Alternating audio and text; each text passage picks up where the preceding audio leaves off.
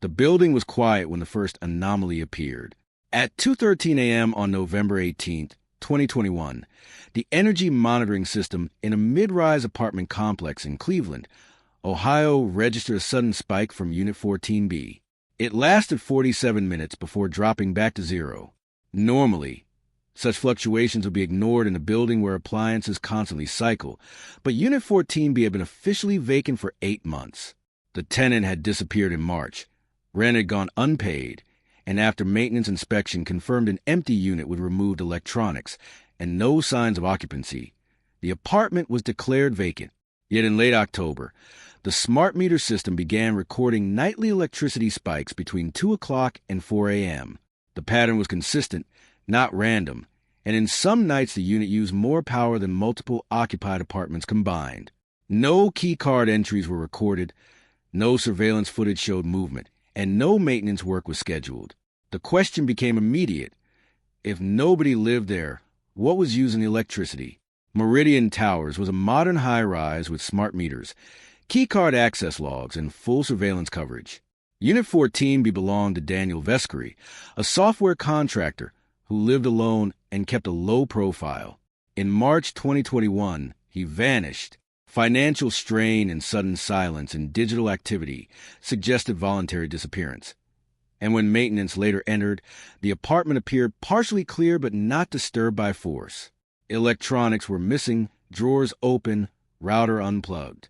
Months later, the utility company flagged abnormal consumption patterns that contradicted the vacancy status. Engineers confirmed the readings were real, not meter errors. The load profile resembled high-performance computing systems running in cycles rather than normal household use. A full inspection was ordered.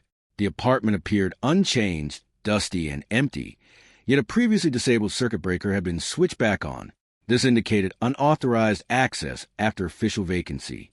Investigators then scanned for wireless signals and detected a hidden encrypted Wi-Fi network inside Unit 14B, strongest near the spare bedroom wall. Meanwhile, hallway surveillance showed brief camera disruptions occurring seconds before each electricity surge. These glitches were consistent and localized, suggesting intentional interference. Elevator logs also recorded unexplained load changes near the 14th floor during the same time windows, despite no registered stops. Attention shifted to building infrastructure. Maintenance corridors behind the walls revealed scuff marks, tool damage, and signs of repeated movement. Behind insulation panels, investigators found concealed access point cut through drywall into Unit 14B. Entry was not occurring through doors, but through hidden maintenance shafts within the building structure. A search warrant led to a full forensic sweep of the apartment, where investigators discovered a concealed compartment behind shelving in the spare bedroom. Inside were multiple GPU-based computing rigs, power systems, cooling modifications, and ventilation routing that redirected heat into unused ducts. The setup was professionally constructed to avoid detection, with noise dampening and distributed power loads. Nearby were personal items suggesting someone had been living inside the hidden space, including food supplies and bedding. Encrypted devices indicated ongoing remote communication with external systems. Network analysis showed that one control device had previously connected to a phone linked to Daniel Vescari before his disappearance.